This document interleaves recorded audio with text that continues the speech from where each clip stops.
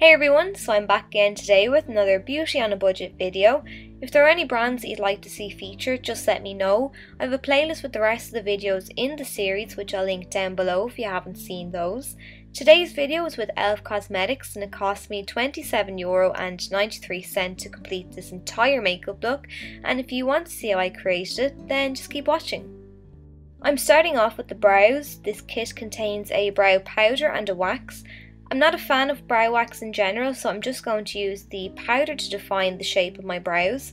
I begin at the base of the brow and then work on feathering the colour throughout the entire brow. Now the tone of this powder isn't ideal for me, it's a little too red based, but it works fine for the price. Moving on to the eyes next, you all know I'm a stickler for priming the eye area. If you watch my videos regularly, it'll come as no surprise that I'm using this eyeshadow primer. It's my favourite one to use and it really ensures the longevity of your eyeshadows. I chose this kit here as it has everything you need to create the perfect smoky eye. From the eyeshadows, brushes to the lashes, it has everything. I'm starting out with the white eyeshadow and using this underneath my brow bone as a highlight. As we'll be using dark eyeshadows later, I really want this area to pop. Taking the silver eyeshadow then, I'm picking up some of this on a pencil brush and I'm applying it to the inner half of my eyelid. For some extra punch you could apply it wet. Then I'm going to go in with the black eyeshadow. Now I'm using this on the C-shaped brush that came with the set. I'm starting off by using patting motions to apply it to the remaining half of the eyelid, and it's always a good idea to apply the black eyeshadow in layers. Use a little bit at a time and build up the intensity. I like to elongate the shape of my eyes by pulling the eyeshadow upwards and outwards towards the end of my brow. I find this shape really helps with the blending process. If you blend within that line, you can't really go wrong. Once I've pulled the colour up into the crease, I'm going to soften the edges with a fluffy blending brush. I'm using back and forth sweeping motions to disperse the colour. So with blending, you will have lost some of the intensity of the black. Like I said, apply it in layers, just go back in, add some more, and repeat the process until you're satisfied with the colour payoff. Black on its own can be a very hard colour to blend, so I'm just taking the bottom left contour shade to help blend and add some warmth to the eye makeup look. I don't think this look would be complete without adding some winged eyeliner, and this will help us to hide the lash band of the false eyelashes later as well. This is probably my favourite product from e.l.f. to date. The formulation of the product is fantastic and the brush glides across the eye, helping you to create that perfect line. It really is a dream to work with and I highly recommend this product in particular.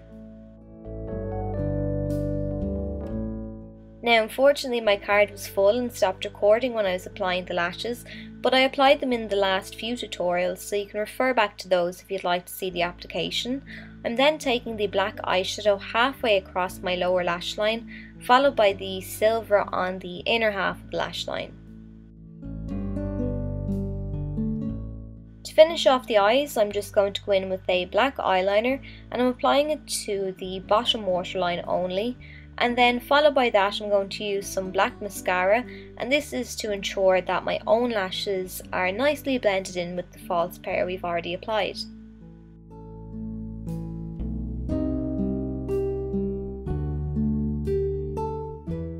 Moving on to the face now, I'm starting out by applying my foundation, and if you're wondering why my eyes are half finished, I like to apply my foundation halfway through my makeup and then let it set while I'm finishing off my eyes. And I do this because my skin's quite dehydrated and it prevents me from over powdering later on. Now I quite like this foundation, but the shade range isn't great.